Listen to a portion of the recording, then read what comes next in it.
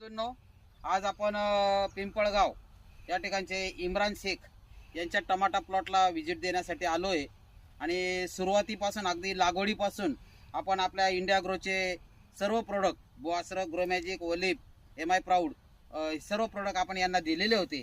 सुरुवातीला इम्रान सरांना आजूबाजूच्या शेतकऱ्यांच्या सांगण्यानुसार थोडं मनामध्ये शंका होती, पण आम्ही विश्वास दिला इम्रान सरांना की तुम्हाला आम्ही चांगल्या पद्धतीचा प्लॉट सेटिंग करून देऊ. मग त्यांनी आमच्यावर विश्वास ठेवला, 100% विश्वास ठेवला. आणि आज त्यांचा प्लॉट हा अतिशय उत्तम प्रकारे हा सेटिंग झालेला आहे. जेवढा पंजा निघाला आहे तेवढा पंजाच्या पूर्ण खालून तळापासून पूर्ण सेटिंग झालेली आहे.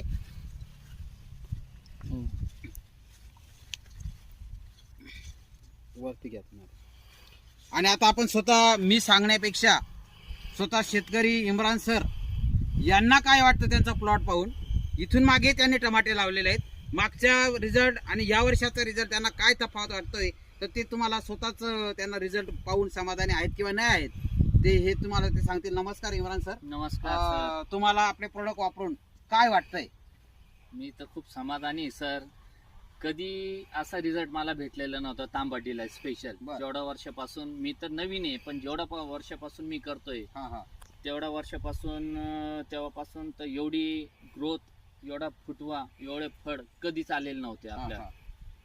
आणि इतर बाजारातल्या पेस्टिसाइडच्या मानाने आपला खर्च कसा झालाय सर? तशी दोघांची तुलना केली तर डायरेक्ट ना जमीन आसमानचा फरक. बरोबर.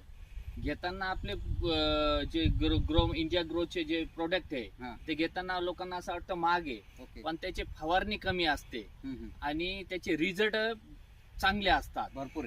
माझ्या अंदाजे मला एवढ्या आता या स्टेजला आहे ना फक्त 20,000 रुपये 20,500 रुपयाचा खर्च आलेला आहे फवारणीला. मागच्या वर्षी तुम्हाला या प्लॉटला या स्टेज पर्यंत किती खर्च झाला? मला मागच्या वर्षी याच स्टेजला पूर्ण म्हणजे 80,000 रुपये खर्च झालेला होता या स्टेज. मागच्या वर्षी या स्टेज पर्यंत 80,000 झाला. 80,000 आणि या वर्षी फक्त 20,500 रुपये खर्च म्हणून आता पाऊस जर चालू असला किंवा काही असला 2-3 स्प्रे करावं लागले तर लईत लई अजून 10,000 ते 15,000 रुपयाचा अजून खर्च लागेल मला. याच्या पलीकडे जाणार नाहीये. तुम्ही प्लॉट पाहून समाधानी आहेत? खूप समाधानी आहे. कमी अचंबित झालेलो रिझल्ट पाहून. रिझल्ट बघू. आणि अवतीभोवती सर्व शेतकऱ्यांना, भाऊबंदकींना सर्वांना मी येऊन दाखवलंय. लोक येत आहे, पाहत आहे, म्हणते आम्हाला पण हे सुचवा पुढच्या वर्षी किंवा कांद्याला आता आम्ही हे स्प्रे करू.